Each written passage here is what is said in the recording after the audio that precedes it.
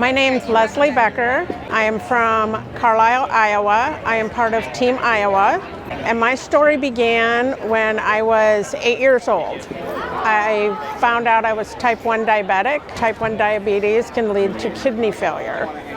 And that's exactly what happened to me. So when I was 32, I found out my kidneys were failing.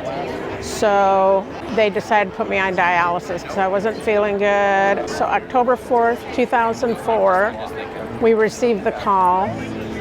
And since I was type 1 diabetic, I qualified for a pancreas and a kidney. I received that transplant, and the kidney's still working great, labs are normal, and so that's where I am at today. Everything's well, doing well. I met my donor, and they're an amazing family. He was a young boy who was killed instantly. He donated his organs to several recipients, lots of tissue throughout the U.S. It ended up yesterday that I met one of his other recipients here at the transplant games. It was a bittersweet moment because how often while you're here meeting a recipient and yourself sharing the same donor. And so because of my transplants and everything and my donor family that I met, they're the ones that got me interested in joining Team Iowa and attending the Transplant Games of America. So that's kind of my story.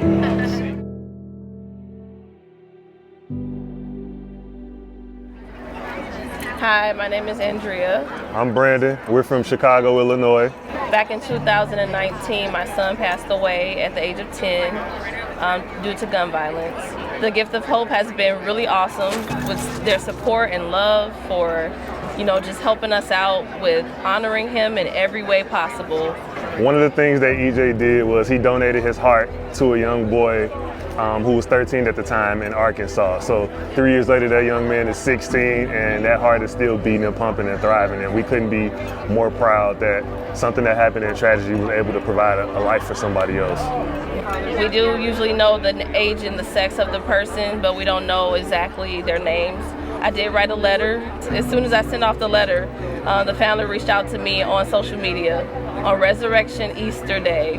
It was beautiful, and they were just expressing to me how thankful they were for my son's heart and all his donations and love, and it was really cool. And now we're looking at possibly going down to Arkansas to meet this young man in person and just hear his story and share our stories and memories with each other. Andy, when I see you, I am going to grab you. Don't be nervous. I'm just going to put my head on your heart and listen, and I probably won't let you go. So just be ready. Just be ready, Andy. My son passed away almost 8 years ago. He was a great kid, and he would have been 22 years old.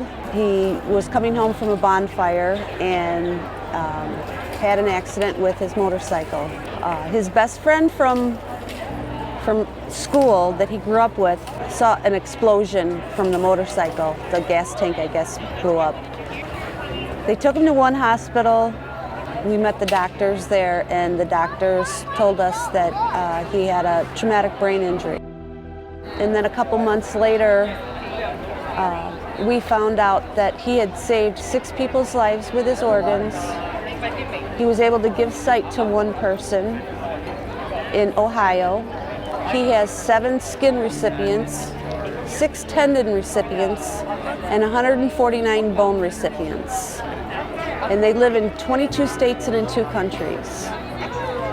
And I wouldn't have known any of this if it wasn't for the Gift of Hope that keeps track of all that. So now I volunteer for the Gift of Hope.